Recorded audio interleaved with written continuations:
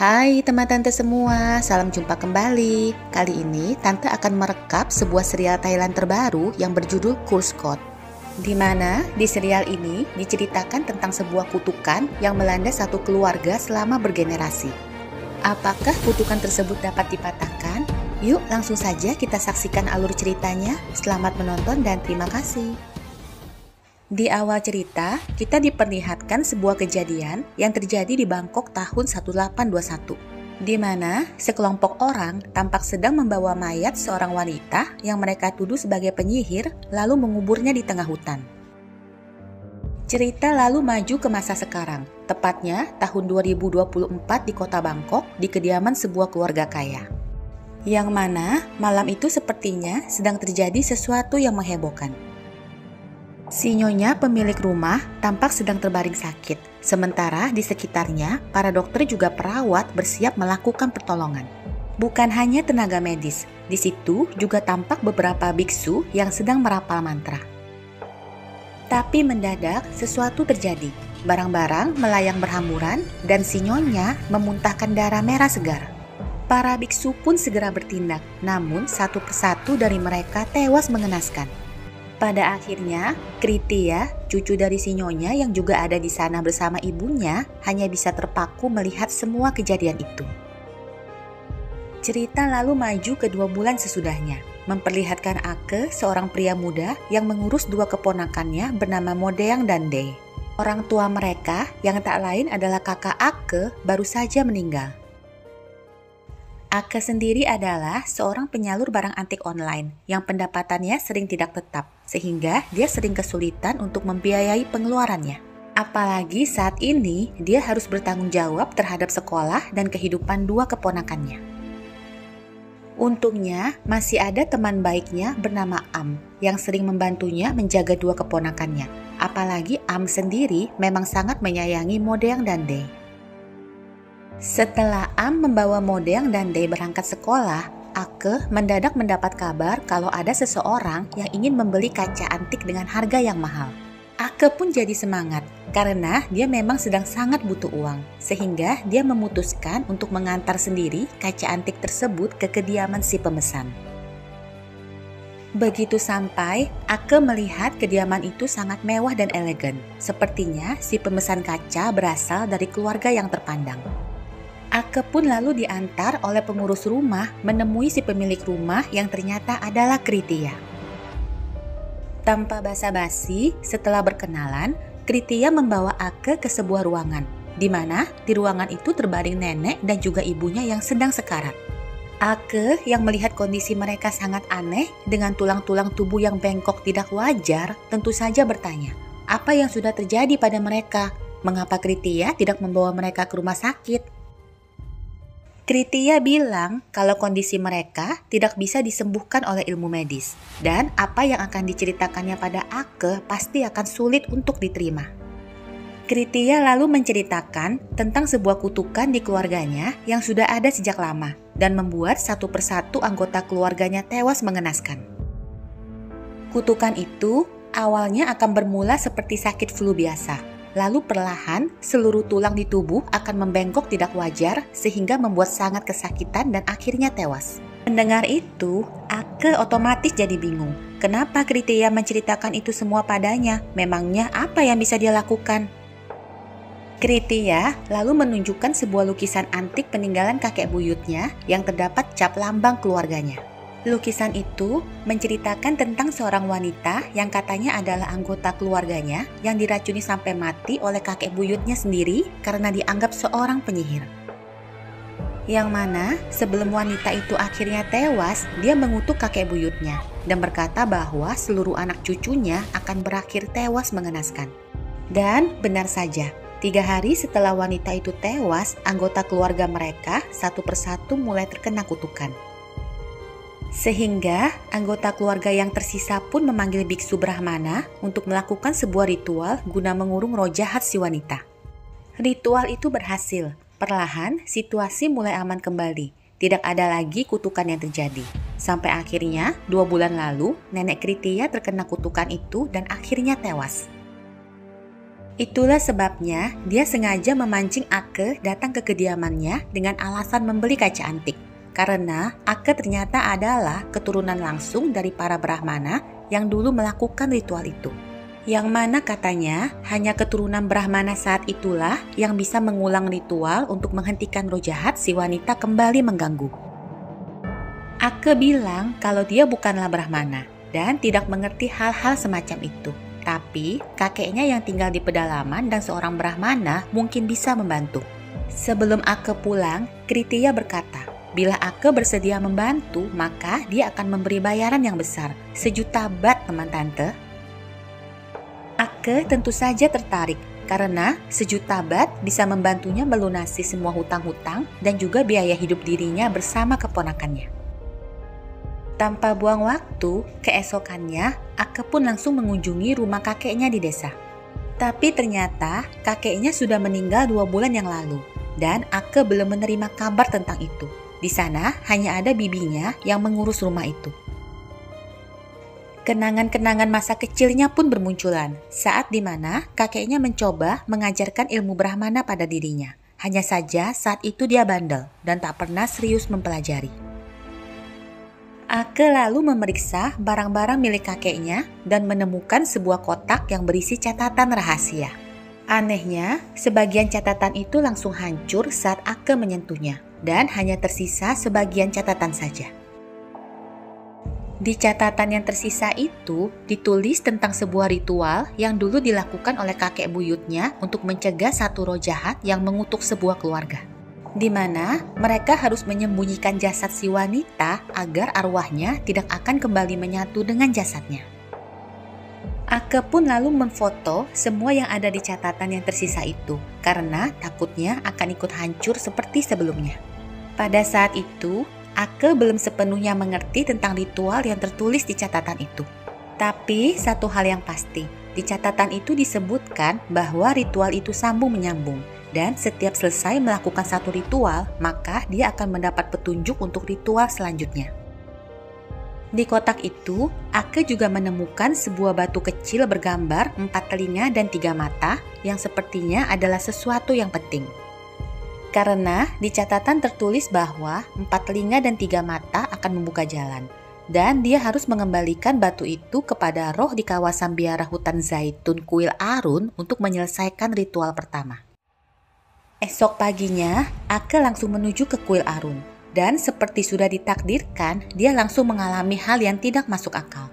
Seekor ular lewat di kakinya, dan tiba-tiba dia sudah berada di sebuah hutan. Seakan-akan dia berada di dimensi lain, padahal tubuh aslinya masih ada di kuil Arun. Ake lalu melihat sebuah altar dan perlahan mendekatinya. Tanpa buang waktu, dia segera mencoba rapalan mantra yang sering diajarkan oleh kakeknya. Tapi karena tidak hafal, dia pun membacanya lewat catatan yang difotonya lewat iPad-nya. Tak lama, sebuah sosok mengerikan muncul. Ake pun dengan cepat memberikan koin batu yang dipegangnya. Setelah memberikan koin itu, Ake langsung kembali berada di kuil Arun dengan sebuah kotak kecil berada di depannya. Dan begitu Ake berbalik, tampak si sosok yang berkata bahwa jalan yang saat ini dipilih Ake akan membawa kehancuran baginya. Sosok itu juga menyebut kalimat tempat eksekusi.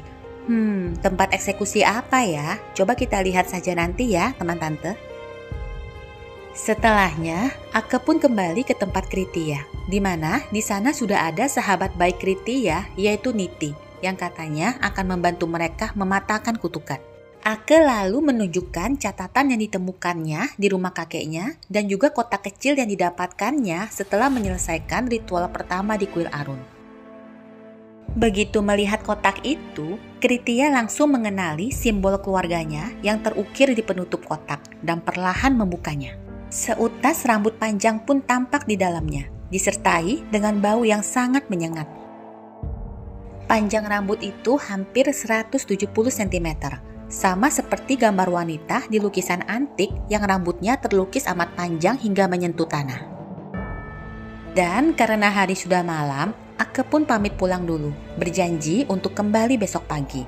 Tapi teman tante lihat deh, ada sejumput rambut yang ikut masuk ke dalam mobil Ake.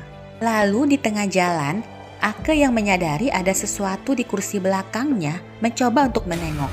Dan, wih, ternyata Ake mengalami microsleep teman tante, alias ketiduran sedikit dan bermimpi buruk. Pada saat yang sama, Am yang pulang kerja juga mengalami hal aneh. Dia melihat sesosok penampakan seram yang kemudian menghilang. Kita mundur sedikit ya ke saat sebelum Ake izin pulang. Dia bersama Niti juga Kriti ya mencari tahu arti kalimat tempat eksekusi yang disebut oleh arwah di kuil Arun, yang sepertinya merupakan tempat ritual selanjutnya harus dilakukan. Mereka pun mencari lewat Om Google dan mendapat info tentang sebuah kuil di pusat kota Bangkok bernama Patom Konka yang dulunya terletak di pinggiran sungai. Yang mana mitosnya di kuil itu dulu adalah sebuah tempat eksekusi, sehingga sering terlihat arwah biksu tanpa kepala yang berkeliaran. Dan berdasarkan catatan, mereka harus melakukan ritual mon menangis dengan baskom khusus yang disebut sakorn untuk mendapatkan item kedua. Esok paginya, Ake terpaksa pergi ke kuil Patom Konka dengan membawa Day, karena Am tidak bisa membantu menjaga Day hari itu. Ake dengan tegas meminta Day untuk menunggunya di dalam mobil dan jangan keluar, karena dia hanya sebentar saja, dan berjanji akan mengajak Day bermain setelahnya. Ake pun lalu menghampiri Niti juga Kriti ya yang sudah tiba lebih dulu dan sudah mempersiapkan keperluan ritual, termasuk baskom khusus yang diperlukan. Beberapa penari juga sudah bersiap untuk melakukan tarian mon menangis. Sebelum membaca mantra, Ake bilang menurut catatan pada ritual kedua ini begitu mantra mulai dibaca maka dia tak boleh berhenti sampai ritualnya selesai. Dan Ake pun memulai pembacaan ritualnya bersamaan dengan dimulainya tarian mon menangis. Pada saat yang sama, Day yang menunggu di mobil mendadak melihat arwah biksu tanpa kepala. Dan baskom yang digunakan untuk ritual mendadak terbalik. Mereka tentu saja heran, kenapa bisa begitu? Apakah ada yang salah? Tak lama, Day datang dengan diantar security kuil. Day bilang kalau dia takut dan gak berani sendirian di mobil. Ya iyalah ya, tante juga kalau udah ngeliat hantu tanpa kepala pastinya takut dong. Security kuil pun akhirnya menawarkan untuk menjaga Day sementara. Setelahnya, mereka pun memulai kembali ritual dengan baskom yang baru. Tapi, lagi-lagi baskom itu terbalik. Suasana pun jadi agak nyeremin, sampai-sampai para penari jadi ikut ketakutan. Tiba-tiba, Ake menyadari sesuatu, kalau baskom yang mereka pakai itu tidak tepat. Karena baskomnya harus persis sama seperti yang tergambar di catatan. Harus ada ukiran 3 kepala singa di pegangannya. Niti bersama Kritia pun masuk ke kuil mencoba mencari tahu dari para biksu di sana. Sementara Ake yang perasaannya tiba-tiba gak enak menyusul Day dan kebetulan menemukan baskom sakorn yang mereka perlukan. Ritual pun akhirnya dimulai kembali dan kali ini dengan baskom yang tepat sesuatu tampak mulai terjadi. Suasana di sekitar Ake mendadak gelap. Para penari terdiam mematung menatapnya, dan Ake kembali berada di dimensi yang berbeda. Di sampingnya, terlihat beberapa brahmana yang sedang merapal mantra. Tapi, satu persatu brahmana itu dipenggal oleh 2 algojo yang berada di situ. Ake langsung sadar kalau dia harus cepat menyelesaikan pembacaan mantra sebelum para algojo memenggalnya. Tapi mendadak iPad-nya mati. Ake pun jadi bingung karena dia kan gak hafal mantranya. Untung saja di momen itu dia teringat saat-saat dia belajar mantra itu dengan kakeknya dan dengan cepat merapalkannya kembali. Itulah sebabnya dulu kakeknya ngotot menyuruhnya menghafal mantra itu karena kakeknya tahu saat-saat seperti ini pasti akan terjadi. Dan tepat saat si algojo sedikit lagi akan menebas leher Ake pun menyelesaikan mantra terakhirnya bersamaan dengan didapatkannya kotak kedua. Yang ternyata di dalamnya berisi sebuah bola mata manusia. Pada saat yang sama, Day yang saat itu sedang jajan di luar kuil bersama si security nyaris ditabrak oleh sebuah mobil. Mereka berhasil menghindar, tapi sayangnya sebuah tabung gas yang terbakar langsung meledak dan melukai mereka. Ake yang diberitahu langsung menghampiri dan menemukan Day yang pingsan dengan kedua mata terluka parah. operasi darurat pun dilakukan untuk menyelamatkan mata Day. Sayangnya, para dokter tidak bisa berbuat banyak dan hanya bisa menunggu perkembangan setelah kondisi Day stabil. Pada saat yang sama, tampak ada sesosok arwah yang memperhatikan Modeang yang sedang tidur di rumah sendirian. Tak lama, Ake bersama Am pun tiba di rumah, dan mereka menemukan Modeang yang terkapar kejang di lantai dengan mulut berbusa. Mereka pun sebisanya memberikan pertolongan pertama pada Modeang. Setelah kejangnya berhenti, Modeang yang sudah sadar bilang kalau sepertinya dia sedang demam dan hanya butuh istirahat sedikit. Keesokannya, mereka terpaksa meninggalkan Modeang sendirian di rumah karena Am ada kerjaan yang tidak bisa ditinggal dan Ake harus menemui Kritia. Saat itu, Modeang bilang tidak apa-apa karena dia merasa kondisinya sudah kembali sehat. Tapi begitu Ake juga Am berangkat, sosok arwah yang semalam memperhatikan Modeang kembali muncul. Dan cerita lalu flashback ke masa lalu, memperlihatkan seorang ibu yang sedang merawat anak perempuannya bernama Sae yang cacat, di mana seluruh tulang di tubuh Sae terlihat bengkok, sehingga dia tidak bisa berjalan dan hanya bisa terbaring tak berdaya. Sae dan ibunya sebenarnya adalah keluarga bangsawan terpandang di desa itu. Hanya saja kondisi cacatnya membuatnya dianggap membawa nasib buruk sehingga diasingkan di gubuk kecil tengah hutan. Hidup bertiga dengan ibu dan adik laki-lakinya bernama Jun. Suatu hari, si ibu mendatangi seorang dukun untuk meminta racun khusus yang kabarnya sangat ampuh. Dia terpaksa melakukan itu karena permohonan dari anak gadisnya yang sudah tidak sanggup lagi hidup menderita. Si dukun pun memberikan racun itu sambil bilang, jika anaknya nanti tidak mempan dengan racun itu, maka dia akan berubah jadi sesuatu yang lain. Si dukun juga tidak tahu akan berubah jadi apa, karena efek racunnya berbeda pada setiap orang. Malamnya, dengan senyum yang dipaksakan, si ibu pun menyuapkan makanan yang telah dicampur racun. Hatinya sedih, tapi dia berusaha untuk tetap kuat. Dan setelahnya, semalaman suntuk dia terus mendengar Sae mengerang kesakitan. Tapi dia tetap bertahan mencoba untuk pura-pura tidak mendengar. Begitu pagi tiba, hal ajaib pun terjadi. Sae terlihat segar bugar, tersenyum manis di depan ibunya. Tidak tampak lagi tulang-tulang yang bengkok. Sae menjelma jadi gadis yang sangat cantik. Bukan hanya si ibu yang terkejut, semua warga desa, termasuk kakek si gadis yang bangsawan itu juga kaget. Dengan cepat dia memerintahkan anak dan cucunya itu untuk kembali tinggal di kediamannya. Tapi, seperti yang sudah diperingatkan oleh si dukun, Sae yang selamat dari racun mendadak punya kemampuan khusus. Dia bisa membuat orang muntah darah hanya dengan menatapnya. Seperti saat ini, dia membuat sepupunya muntah darah karena kesal sepupunya itu terus mengejeknya. Otomatis, bibinya pun marah, mencoba mengadukannya pada si kakek, yang dengan cepat membela Sae sambil bilang tidak mungkin Sae punya kekuatan semacam itu. Tapi rupanya ada udang di balik bakwan teman tante. Si kakek ternyata membela karena diam-diam punya maksud terselubung pada Sae yang saat ini telah jadi gadis cantik.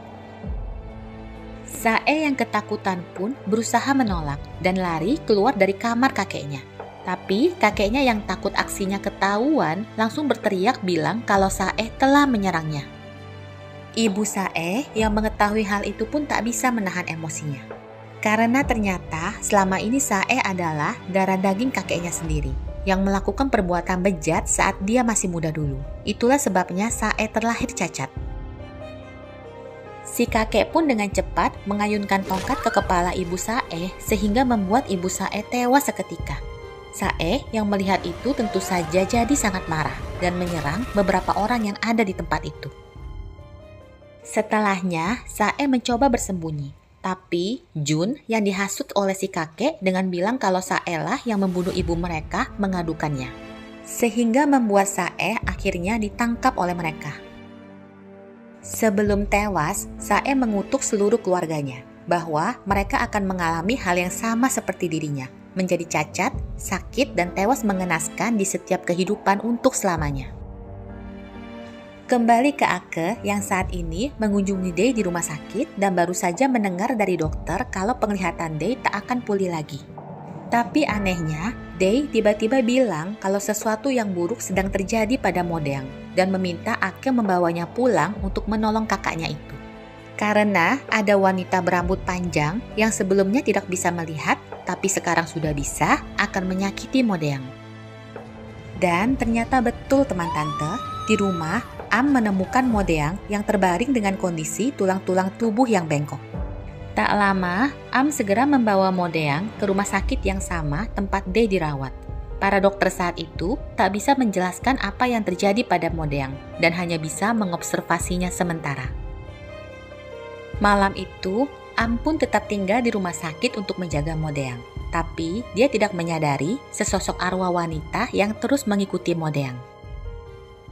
Tak lama, Am keluar kamar untuk mencari Ake. Dan tak sengaja mendengar percakapan Ake yang sedang menghubungi Kritia, memberitahu kalau Modeang mendadak menderita kutukan persis sama seperti keluarga Kritia.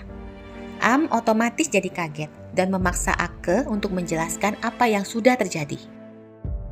Ake pun lalu mencoba menjelaskan, hanya saja Am jadi salah paham. Dia pikir kok bisa-bisanya Ake membiarkan keluarganya dalam bahaya hanya demi menolong Kritia.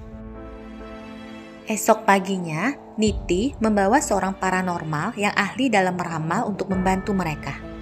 Awalnya, paranormal itu bersedia membantu. Dia meminta Kritia memilih 4 kartu secara acak sambil memikirkan apa yang ingin dia temukan dari deretan kartu yang disusunnya. Tapi mendadak, sebuah penglihatan aneh muncul di kepalanya. Dia melihat sebuah mata besar yang sedang memandangnya. Tak lama, dia melihat satu gigi penuh darah di dalam gelas, disusul dengan rontoknya beberapa gigi berlumur darah dari dalam mulutnya. Dia pun langsung ketakutan, memutuskan untuk tidak jadi membantu mereka, dan langsung pergi meninggalkan kartu tarotnya di atas meja. Di mana keempat kartu yang dipilih Kritia adalah kartu gelas kembar, kekasih, iblis, dan menara. Setelahnya, mereka pun mencari petunjuk ritual ketiga berdasarkan kartu tarot itu, dan juga temuan sebuah lempengan berisikan sebuah tanggal kematian di kotak berisi mata sebelumnya. Yang berdasarkan analisis mereka harus mencari sepasang anak kembar yang meninggal di tanggal itu. Tapi gimana mencarinya teman tante? Seperti mencari jarum di tumpukan jerami kan? Mendadak, Ake teringat sesuatu dan bergegas kembali ke rumah kakeknya. Di sana, dia menemukan sebuah foto lama yang memperlihatkan kakeknya sedang bersama dengan sepasang wanita kembar, di mana yang satunya terlihat sehat, sementara lainnya duduk di atas kursi roda. Ake pun segera mengirim foto itu pada Niti juga Kritia. Niti yang melihat background foto itu menyadari lokasi pengambilan foto yang kemungkinan berada di sekitar kuil Ahong. Tanpa buang waktu, mereka pun menuju kuil Ahong sambil bertanya-tanya pada warga sekitar apakah mengenali wanita kembar yang ada di foto. Awalnya, mereka tidak berhasil menemukan petunjuk apapun. Tapi, seperti sudah dituntun oleh takdir, mereka berhenti di sebuah kedai minum yang ternyata pemiliknya adalah salah satu dari wanita kembar itu. Mereka pun memperkenalkan diri sambil menunjukkan foto itu. Yang mana setelah melihatnya, si wanita langsung berkata kalau saat yang dinanti-nantikannya telah tiba. Dia lalu menceritakan kisahnya di kehidupan sebelumnya. Ya, si wanita memang bisa melihat masa lalunya teman tante. Di kehidupannya dulu, dia adalah seorang pria Tiongkok yang merantau di Thailand dan tidak sengaja bertemu dengan seorang gadis cantik dari keluarga kaya bernama Noel. Mereka pun jatuh cinta. Tapi hubungan mereka tidak direstui, sehingga mereka memutuskan untuk kabur dan hidup bersama. Sayangnya, saat akan kabur, mereka ketahuan oleh bangsawan desa, sekaligus kakek buyut Kritia saat itu yang sok menjadi orang paling alim di desa. Dengan mengatasnamakan menghukum pasangan yang telah berzina, dia membunuh mereka dan menguburkannya dalam satu liang sambil menaruh sebuah kotak mantra di tengah mereka. Yang membuat mereka akhirnya terlahir kembali sebagai anak kembar. Awalnya mereka tidak ingat masa lalunya, tapi seiring waktu ingatan mereka pun perlahan kembali dan membuat hidup mereka jadi sengsara. Coba teman tante bayangin, dulunya pasangan kekasih, tapi terlahir kembali jadi anak kembar. Gimana itu rasanya, ya kan? Mereka pun akhirnya mencoba mencari Brahmana Sakti yang tak lain adalah kakeknya Ake untuk membantu mereka. Sayangnya, kakek Ake bilang kalau dia tak sanggup membantu, tapi nanti akan tiba saat di mana cucunya akan sanggup menolong mereka. Karena itulah dia terus menanti-nantikan saat ini, saat di mana cucu si Brahmana akhirnya menemukan mereka. Dia juga telah mempersiapkan kotak yang diletakkan di liang lahat mereka waktu itu untuk diberikan pada Ake. Setelahnya, dia pun menyuapkan minuman yang telah dicampur racun pada kembarannya yang langsung tewas seketika. Lalu, sesudah memberikan kotak itu pada Ake dan memintanya berjanji untuk mematahkan kutukan, dia pun tewas menyusul kembarannya. Tapi mendadak, sepasang wanita kembar itu membuka mata dan menunjuk ke sebuah titik sambil berkata, "Jalan orang mati," yang di ujungnya terlihat sosok arwah si wanita berambut panjang. Setelahnya, mereka pun kembali terkapar tewas. Waduh, apa yang akan terjadi selanjutnya ya teman tante? Ditunggu ya untuk part 2-nya nanti. Demikianlah akhir dari part 1 serial Curse Code ini. Jangan lupa di subscribe dan di like juga ya videonya. Sampai jumpa lagi dan terima kasih telah menonton sampai akhir.